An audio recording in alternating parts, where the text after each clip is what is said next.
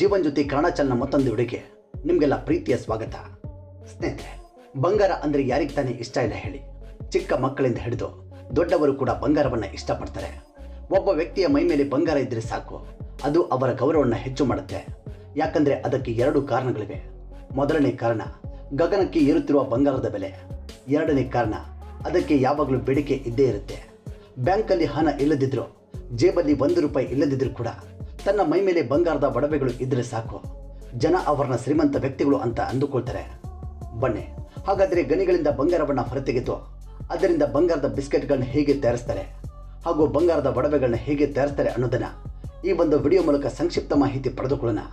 ಈ ವಿಡಿಯೋ ತುಂಬ ಇಂಟ್ರೆಸ್ಟಿಂಗ್ ಹಾಗೂ ಇನ್ಫಾರ್ಮೇಟಿವ್ ಆಗಿದೆ. ಹಾಗಾಗಿ ಈ ವಿಡಿಯೋವನ್ನು ಎಲ್ಲೂ ಮಿಸ್ ಮಾಡದೆ ಕೊನೆವರೆಗೂ ನೋಡಿ. ಹಾಗೂ ಈ ವಿಡಿಯೋದಲ್ಲಿರೋ ಮಾಹಿತಿ ನಿಮಗೆ ಇಷ್ಟವಾಗಿದ್ದರೆ ಈ ವಿಡಿಯೋಗೆ ಒಂದು ಲೈಕ್ ಕೊಟ್ಟು ಪ್ರತಿಯೊಬ್ಬರಿಗೂ ಶೇರ್ ಮಾಡಿ.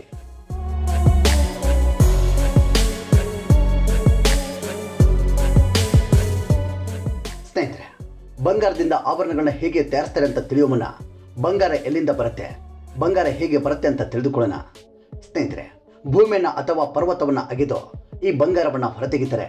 ಅಷ್ಟೇ ಅಲ್ಲದೆ ಹರಿಯುವ ನದಿಗಳಲ್ಲಿ, ಹರಳುಗಳಲ್ಲಿ, ಕಲ್ಲುಗಳಲ್ಲಿ ಕೂಡ ಬಂಗಾರ ಇರುತ್ತೆ. ಅಂದರೆ ಈ ಭೂಮಿ ಮೇಲೆ ಆಲ್ಮೋಸ್ಟ್ ಎಲ್ಲ ಕಡೆ ಬಂಗಾರ ಇರುತ್ತೆ. ಆದರೆ ಕೆಲ ಪ್ರದೇಶಗಳಲ್ಲಿ ತುಂಬ ಹೆಚ್ಚಾಗಿರುತ್ತೆ, ಇನ್ನು ಕೆಲ ಪ್ರದೇಶಗಳಲ್ಲಿ ಇರೋದೇ ಇಲ್ಲ. ನದಿಯಲ್ಲಿನ ನೀರನ್ನು ಒಂದು ಪ್ರೊಸೆಸಿಂಗ್ ಪ್ಲಾಂಟ್ನಲ್ಲಿ ಪ್ರೊಸೆಸ್ ಮಾಡಿ ಆ ನೀರಿನಲ್ಲಿರುವ ಬಂಗಾರವನ್ನು ಇಲ್ಲಿ ಹೇಗೆ ಹೊರತೆಗೆಯುತ್ತಿದ್ದಾರೆ ನೋಡಿ. ಇಲ್ಲಿ ಬಂಗಾರದ ಸಣ್ಣ ಸಣ್ಣ ತುಂಡುಗಳು ಕೂಡ ಇಲ್ಲಿ ಒಳ್ಳೆ ಬೆಲೆಗೆ ಮಾರಾಟವಾಗ್ತವೆ. ಸಣ್ಣ ಸಣ್ಣ ಬಂಗಾರದ ತುಂಡುಗಳನ್ನ ಸೇಕರಿಸಿ ಅವುಗಳನ್ನ ತೆಗೆದುಕೊಂಡು ಹೋಗಿ ಒಂದು ಪ್ರೊಸೆಸಿಂಗ್ ಪ್ಲಾಂಟ್ನಲ್ಲಿ ಪ್ರೊಸೆಸ್ ಮಾಡಲು ಕಳಿಸ್ತಾರೆ. ಪ್ರಪಂಚದ ಅತಿದೊಡ್ಡ ಗೋಲ್ಡ್ ಮ್ಯಾನುಫ್ಯಾಕ್ಚರಿಂಗ್ ಪ್ಲಾಂಟ್ ಆಫ್ರಿಕಾದಲ್ಲಿದೆ. ಇಲ್ಲಿ ಸಣ್ಣ ಸಣ್ಣ ಹಾಗೂ ದೊಡ್ಡ ದೊಡ್ಡ ಬಂಗಾರದ ತುಂಡುಗಳನ್ನ ಒಂದೇ ಆಕಾರದಲ್ಲಿ ಚಿಕ್ಕ ತುಂಡುಗಳಾಗಿ ಬದಲಾಯಿಸ್ತಾರೆ.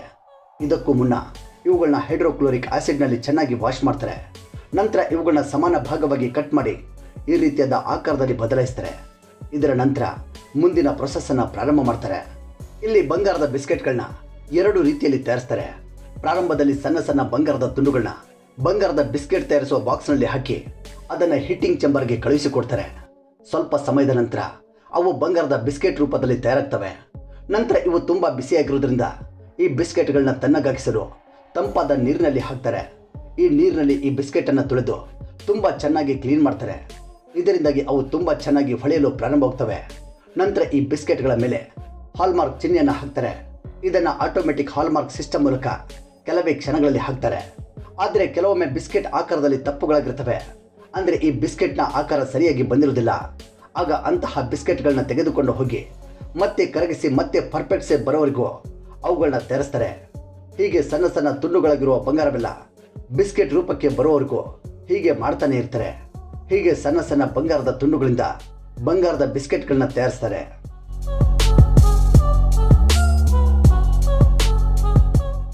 ಸ್ನೇಹಿತರೆ, ಬನ್ನಿ ಹಾಗಾದ್ರೆ ನಮ್ಮಲ್ಲಿ ಅನೇಕರು ಧರಿಸುವ ಬಂಗಾರದ ಆಭರಣಗಳು ಹೇಗೆ ತಯಾರಿಸ್ತಾರೆ ಅನ್ನೋದನ್ನು ತಿಳಿದುಕೊಳ್ಳೋಣ. ಸ್ನೇಹಿತರೆ, ಚಿಕ್ಕವರಿಂದ ಹಿಡಿದು ದೊಡ್ಡವರು ಕೂಡ ತುಂಬ ಜನ ಬಂಗಾರದ ಚೈನ್ಗಳನ್ನ ಧರಿಸಲು ತುಂಬ ಇಷ್ಟಪಡ್ತಾರೆ. ಬನ್ನಿ ಹಾಗಾದರೆ ಈ ಬಂಗಾರದ ಚೈನ್ಗಳನ್ನ ಹೇಗೆ ತಯಾರಿಸ್ತಾರೆ ಅನ್ನೋದನ್ನು ತಿಳಿದುಕೊಳ್ಳೋಣ. ಪ್ರಾರಂಭದಲ್ಲಿ ಈ ಒಂದು ಬಂಗಾರದ ಚೈನ್ಗಳನ್ನ ತಯಾರಿಸೋದು ತುಂಬ ಕಷ್ಟಕರವಾಗಿತ್ತು. ಯಾಕಂದರೆ ಬಂಗಾರವನ್ನು ಕರಗಿಸಿ ಅದನ್ನು ಚೈನ್ ಆಕಾರಕ್ಕೆ ಬದಲಾಯಿಸುವವರೆಗೂ ಎಲ್ಲ ಕೆಲಸಗಳನ್ನ ಕೈಯಿಂದಲೇ ಮಾಡ್ತಾ ಇದ್ರು. ಇದಕ್ಕಾಗಿ ಇಲ್ಲಿ ಕಾರ್ಮಿಕರು ತುಂಬ ಕಷ್ಟವನ್ನು ಪಡ್ತಾ ಇದ್ರು ಹಾಗೂ ತುಂಬ ಹೆಚ್ಚಿನ ಸಮಯ ಕೂಡ ಬೇಕಾಗ್ತಾ ಇತ್ತು. ಈ ಪದ್ಧತಿಯಲ್ಲಿ ಪ್ರಾರಂಭದಲ್ಲಿ ಬಂಗಾರವನ್ನು ಕರಗಿಸಿ ಸಣ್ಣ ಸಣ್ಣ ತಂತಿಗಳಾಗಿ ಮಾಡ್ತಾ ಇದ್ರು. ನಂತರ ಈ ತಂತಿಗಳನ್ನ ರೋಲರ್ ಮಷಿನ್ ಮೂಲಕ ತುಂಬ ಸಲ ಕಳುಹಿಸಿ ತೆಳುವಾಗಿ ಮಾಡ್ತಾ ಬಂದು ದಾರದಂತೆ ಮಾಡ್ತಾರೆ. ಆದರೆ ಅಷ್ಟೆಲ್ಲ ಮಾಡಿದಾಗಲೂ ಕೂಡ ಅದರ ಆಕಾರ ಅಷ್ಟನ್ನು ಸಣ್ಣದಾಗಿ ಬಂದಿರುವುದಿಲ್ಲ. ಹಾಗಾಗಿ ಡೈ ಮಷಿನ್ ಸಹಾಯವನ್ನು ಪಡೆದು ಈ ದಾರವನ್ನು ಚಿಕ್ಕದಾದ ರಂಧ್ರಗಳಿಂದ ಎಳಿತಾರೆ. ನಂತರ ಮತ್ತೆ ಅದಕ್ಕಿಂತಲೂ ಚಿಕ್ಕದಾದ ರಂಧ್ರಗಳಿಂದ ಎಳಿತಾರೆ. ಹೀಗೆ ತಮಗೆ ಬೇಕಾದ ಸೈಜ್ ಬರೋವರೆಗೂ ಎಳಿತಾನೆ ಇರ್ತಾರೆ. ನಂತರ ಅದು ಚಿಕ್ಕದಾದ ಮೇಲೆ ಅದನ್ನು ಕಾಯಿಲ್ ರೂಪದಲ್ಲಿ ಸುತ್ತಿ ಕಾಯಿಲ್ ಆಕಾರದಲ್ಲಿ ಇಡ್ತಾರೆ. ನಂತರ ಅದನ್ನು ಕಟ್ ಮಾಡ್ತಾರೆ. ಈ ರೀತಿ ತಯಾರಾದ ರಿಂಗ್ಸ್ ಎಲ್ಲವನ್ನ ಒಂದಕ್ಕೆ ಮತ್ತೊಂದು ಎಂಬಂತೆ ಸೇರಿಸಿ ಬೆಂಕಿಯ ಸಹಾಯದಿಂದ ಜೋಡಿಸ್ತಾರೆ. ಹೀಗೆ ಆಗಿನ ಕಾಲದಲ್ಲಿ ಕೈಯಿಂದಲೇ ಚೈನ್ಗಳನ್ನ ತಯಾರಿಸ್ತಾ ಇದ್ರು. ಆದರೆ ಈಗಿನ ಕಾಲದಲ್ಲಿ ಎಲ್ಲ ಅಡ್ವಾನ್ಸ್ ಟೆಕ್ನಾಲಜಿ ಬಂದಿದೆ. ಈ ಅಡ್ವಾನ್ಸ್ ಟೆಕ್ನಾಲಜಿ ಮಷಿನ್ಗಳು ಮನುಷ್ಯ ಗಂಟೆಯಲ್ಲಿ ಮಾಡುವ ಕೆಲಸವನ್ನು ಒಂದೇ ನಿಮಿಷದಲ್ಲಿ ಮಾಡುವ ಸಾಮರ್ಥ್ಯವನ್ನು ಹೊಂದಿರುತ್ತೆ. ಹೀಗೆ ಬಂಗಾರದ ಚೈನ್ಗಳನ್ನ ಡಿಸೈನ್ ಮಾಡುವುದರಿಂದ ಹಿಡಿದು ಅದನ್ನು ಬಲವಾಗಿ ಜಾಯಿಂಟ್ ಮಾಡುವವರೆಗೂ ಎಲ್ಲ ಕೆಲಸಗಳನ್ನ ಮಷಿನ್ಗಳೇ ಸುಲಭವಾಗಿ ಮಾಡ್ತವೆ. ಈ ರೋಬೋಟಿಕ್ ಮಷಿನ್ ನಿರಂತರವಾಗಿ ಸಣ್ಣ ಸಣ್ಣ ಬಂಗಾರದ ದಾರಗಳನ್ನ ಅಚ್ಚುಕಟ್ಟಾಗಿ ಜೋಡಿಸುತ್ತಾ ಚೈನ್ ಆಕಾರಕ್ಕೆ ಹೀಗೆ ತಯಾರಿಸುತ್ತೆ. ಈ ಮಷೀನಿಂದ ಬಂಗಾರದ ಚೈನ್ ತಯಾರಾದ ತಕ್ಷಣ ಅದನ್ನು ಹಾಗೆ ಗ್ರಾಹಕರಿಗೆ ಕಳಿಸೋದಿಲ್ಲ. ಅವುಗಳನ್ನ ಕೆಲಸಗಾರರು ಒಂದೊಂದಾಗಿ ತುಂಬ ಸೂಕ್ಷ್ಮವಾಗಿ ಗಮನಿಸ್ತಾರೆ. ಯಾವುದೇ ಕ್ವಾಲಿಟಿ ಸಮಸ್ಯೆ ಬರದಂತೆ ನೋಡಿಕೊಳ್ತಾರೆ. ಯಾಕಂದರೆ ಅದು ತುಂಬ ದುಬಾರಿ ಬಂಗಾರ. ಇಲ್ಲಿ ಸಣ್ಣ ಸಣ್ಣ ತಪ್ಪುಗಳು ಕೂಡ ವ್ಯಾಪಾರಿಗಳಿಗೆ ದೊಡ್ಡ ದೊಡ್ಡ ನಷ್ಟವನ್ನು ತಂದುಕೊಡುತ್ತೆ. ಹಾಗಾಗಿ ಒಂದು ಸಣ್ಣ ತಪ್ಪಾಗಿದೆ ಅಂತ ಗೊತ್ತಾದರೂ ಕೂಡ ಅದನ್ನು ಮತ್ತೆ ರೀಮ್ಯಾನುಫ್ಯಾಕ್ಚರಿಂಗ್ಗೆ ಕಳುಹಿಸಿಕೊಡ್ತಾರೆ. ಹೀಗೆ ಬಂಗಾರದ ಚೈನ್ಗಳನ್ನ ತಯಾರಿಸೋದು ತುಂಬ ಸುಲಭ. ಆದರೆ ಸುಂದರವಾದ ದೊಡ್ಡ ದೊಡ್ಡ ಆಭರಣಗಳನ್ನ ಹೇಗೆ ತಯಾರಿಸ್ತಾರೆ ಅನ್ನೋದನ್ನು ನೋಡೋದಾದ್ರೆ, ಒಂದು ಸುಂದರವಾದ ಆಭರಣವನ್ನು ತಯಾರಿಸಲು ಯಾವುದೇ ಮಷಿನ್ಗಳ ಸಹಾಯವನ್ನು ಪಡೆದುಕೊಳ್ಳುವುದಿಲ್ಲ. ಕೇವಲ ಕೈಗಳ ಸಹಾಯದಿಂದಲೇ ಈ ಬಂಗಾರದ ಆಭರಣಗಳನ್ನ ತಯಾರಿಸ್ತಾರೆ. ಯಾಕಂದರೆ ಈ ಬಂಗಾರದ ಆಭರಣಗಳನ್ನ ತುಂಬ ಸೂಕ್ಷ್ಮವಾಗಿ ತಯಾರಿಸಬೇಕಾಗತ್ತೆ. ಈ ಕೆಲಸವನ್ನು ಮಷಿನ್ಗಳ ಸಹಾಯದಿಂದ ಮಾಡಲು ಸಾಧ್ಯವಾಗುವುದಿಲ್ಲ. ಬಂಗಾರದ ಆಭರಣಗಳನ್ನ ತಯಾರಿಸಲು ಮೊದಲನೇದಾಗಿ ಬಂಗಾರದ ರಾ ಮೆಟೀರಿಯಲ್ನ ಅಂದರೆ ಬಂಗಾರದ ಚೈನ್, ಬಂಗಾರದ ದಾರ, ಬಂಗಾರದ ಸಣ್ಣ ಸಣ್ಣ ತುಂಡುಗಳನ್ನ ತಯಾರಿಸಿಕೊಂಡು ತಮಗೆ ಬೇಕಾದ ಆಭರಣಗಳನ್ನ ತಯಾರಿಸಲು ಪ್ರಾರಂಭ ಮಾಡ್ತಾರೆ. ಅವರು ತಯಾರಿಸಬೇಕಿರುವ ಆಭರಣದ ಡಿಸೈನಲ್ಲಿ ಸಣ್ಣ ಸಣ್ಣ ತುಂಡುಗಳನ್ನ ಮೊದಲೇ ತಯಾರಿಸಿ ಸಿದ್ಧ ಮಾಡಿಕೊಳ್ತಾರೆ. ಇವೆಲ್ಲವನ್ನು ಒಂದು ಅಂಟಿಕೊಳ್ಳುವ ಪದಾರ್ಥದ ಮೇಲೆ ಒಂದೊಂದನ್ನು ಬೇಕಾದ ಡಿಸೈನಲ್ಲಿ ಜೋಡಿಸುತ್ತಾ ಹೋಗ್ತಾರೆ. ಹೀಗೆ ತಮಗೆ ಬೇಕಾದ ಆಭರಣದ ಡಿಸೈನ್ ಪೂರ್ತಿ ತಯಾರಾದ ನಂತರ ಇವೆಲ್ಲವನ್ನು ಸೇರಿಸಿಕೊಂಡು ಜಾಯಿಂಟ್ ಮಾಡಲು ಅಂಟಿಕೊಳ್ಳುವ ಒಂದು ಪೇಸ್ಟನ್ನು ಬಳಸ್ತಾರೆ. ಕೆಲ ಸಮಯದ ನಂತರ ಈ ಪೇಸ್ಟ್ ಒಣಗಿ ಹೋಗುತ್ತೆ. ನಂತರ ಅದನ್ನು ತೆಗೆದು ಪಕ್ಕದಲ್ಲಿ ಇಟ್ಟು ತಂಪು ಮಾಡ್ತಾರೆ. ಹೀಗೆ ಸುಂದರವಾದ ಆಭರಣಗಳನ್ನ, ನೆಕ್ಲೆಸ್ಗಳನ್ನ ತಯಾರಿಸ್ತಾರೆ. ಸ್ನೇಹಿತರೆ, ಈಗ ಕೈಗಳು ಸುಂದರವಾಗಿ ಕಾಣಲು ಹಾಕಿಕೊಳ್ಳುವ ಬಳೆಗಳನ್ನ, ಬ್ರಾಸ್ಲೆಟ್ಗಳನ್ನ ಹೇಗೆ ತಯಾರಿಸ್ತಾರೆ ಅನ್ನೋದನ್ನು ನೋಡೋದಾದ್ರೆ, ಪ್ರಾರಂಭದಲ್ಲಿ ಬಂಗಾರದ ತುಂಡುಗಳನ್ನ ಒಂದು ಹೀಟಿಂಗ್ ಚೇಂಬರ್ನಲ್ಲಿ ಹಾಕಿ ಕರಗಿಸ್ತಾರೆ. ನಂತರ ಕರಗಿದ ಬಂಗಾರವನ್ನ ಒಂದು ಕಬ್ಬಿಣದ ಮೋಲ್ಡ್ನಲ್ಲಿ ಹಾಕಿ ಒಂದು ಪಟ್ಟಿಯ ಆಕಾರಕ್ಕೆ ಬದಲಾಯಿಸ್ತಾರೆ.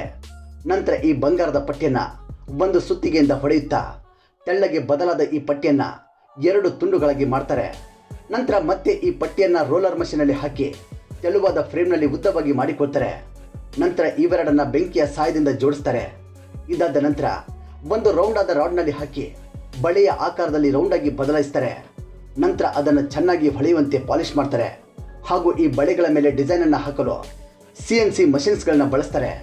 ಈ ಮಷಿನ್ಗಳ ಮೂಲಕ ತಮಗೆ ಬೇಕಾದ ಯಾವುದೇ ಡಿಸೈನ್ ಬೇಕಾದರೂ ಸುಲಭವಾಗಿ ಹಾಕ್ಬೋದು.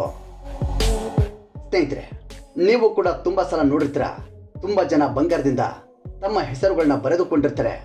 ಅವುಗಳನ್ನ ಹೇಗೆ ತಯಾರು ಮಾಡ್ತಾರೆ ಅನ್ನೋದನ್ನು ನೋಡೋದಾದ್ರೆ, ಅದನ್ನು ಪೂರ್ತಿಯಾಗಿ ಲೇಸರ್ ಕಟಿಂಗ್ ಮಷೀನಿಂದ ತಯಾರು ಮಾಡ್ತಾರೆ.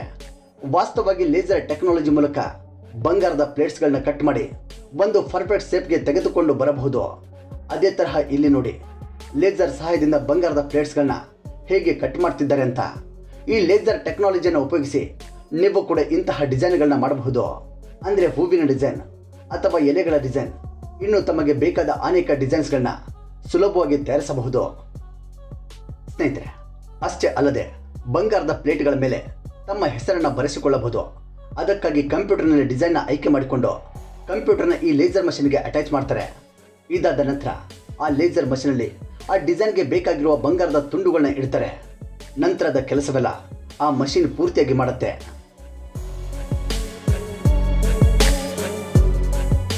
ಸ್ನೇಹಿತರೆ, ಹೀಗೆ ಬಂಗಾರದ ಚೈನ್ಗಳನ್ನ, ಬಂಗಾರದ ಆಭರಣಗಳನ್ನ, ತಮಗೆ ಇಷ್ಟವಾದ ಬಂಗಾರದ ಬಳೆಗಳನ್ನ ತಯಾರಿಸ್ತಾರೆ ಅಂತ ಹೇಳ್ತಾ, ತಮಗೆ ಇಷ್ಟವಾದ ಬಂಗಾರದ ಡಿಸೈನ್ ಯಾವುದು ಅನ್ನೋದನ್ನ ಕಾಮೆಂಟ್ ಮೂಲಕ ಶೇರ್ ಮಾಡಿ. ಹಾಗೂ ಈ ವಿಡಿಯೋದಲ್ಲಿರೋ ಮಾಹಿತಿ ನಿಮಗೆ ಇಷ್ಟವಾಗಿದ್ದರೆ ಈ ವಿಡಿಯೋಗೆ ಒಂದು ಲೈಕ್ ಕೊಟ್ಟು ಪ್ರತಿಯೊಬ್ಬರಿಗೂ ಶೇರ್ ಮಾಡಿ. ಹಾಗೂ ಇದೇ ತರಹ ಮುಂದಿನ ವಿಡಿಯೋಗಳಿಗಾಗಿ ನಮ್ಮ ಜೀವನ್ ಜ್ಯೋತಿ ಕನ್ನಡ ಚಾನೆಲ್ ಸಬ್ಸ್ಕ್ರೈಬ್ ಮಾಡಿ. ಹಾಗೂ ಪಕ್ಕದಲ್ಲಿರುವ ಬೆಲ್ ಐಕಾನ್ ಪ್ರೆಸ್ ಮಾಡಿ. ಧನ್ಯವಾದಗಳು.